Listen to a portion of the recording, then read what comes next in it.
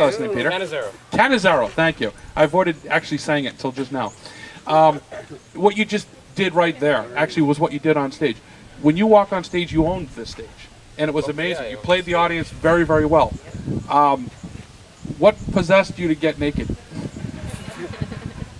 Alright, so actually, in my recent productions of the same piece, I chose not to get naked. In fact, it actually ended on a sad note, which was, literally, the second tear was at the end of the performance, and I would just walk off, like, distraught, like, oh, this lady I've been trying to woo all the time on stage has torn my heart, and like, people were get like an aw, like, aw, but it wasn't satisfying for them.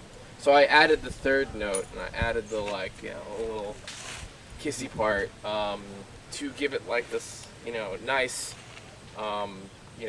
laughable, very, very upbeat ending, as well as the, there was a illusion that didn't work, during the performance because the, remote was out of range, but it was a pyro fire shooter that was in my underwear, and it was supposed to ejaculate fireballs.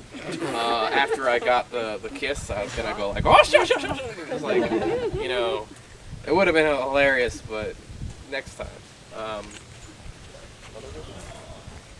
All right, well then, other than a little performance anxiety,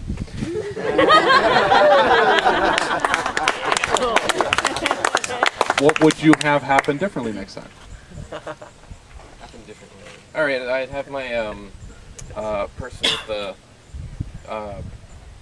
remote be a little bit like maybe like in front, and then I wouldn't have the issue with the technical thing. But I'd like to talk about the hoop that I was using. I'm sure a lot of you were like, wow, that was some weird light playing around, like light clowning that I was doing. Does anyone have a question about that?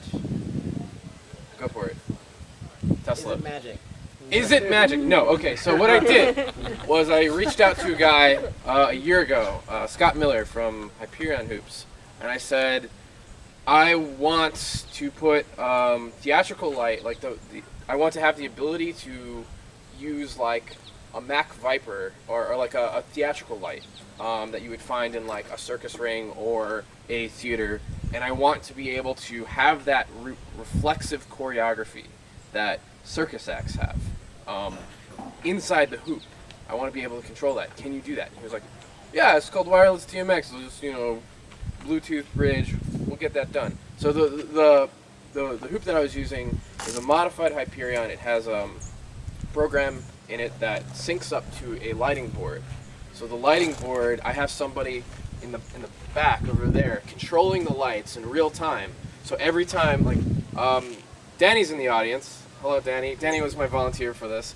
Danny had no idea. There was no like time sequence or anything. It was purely someone, flicking the brightness and whatnot, and the different scenes of the act, creating that illusion that the lights are reacting to us when it's just being controlled in real time by them. So yeah, they are reacting to us.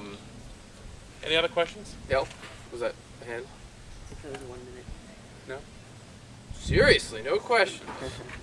There we go. Huge fan. I haven't seen too many people with such a commando for a stage like you have, Yeah. and so Thank you. compliment that. Awesome job, man. Awesome. I'm trying to think if there was anything I wanted to. Yeah. So some problems that I had. I actually had a whole belt part where I would take off my belt and whip catch the hoop, and like do a suicide around my suicide roll around the my neck.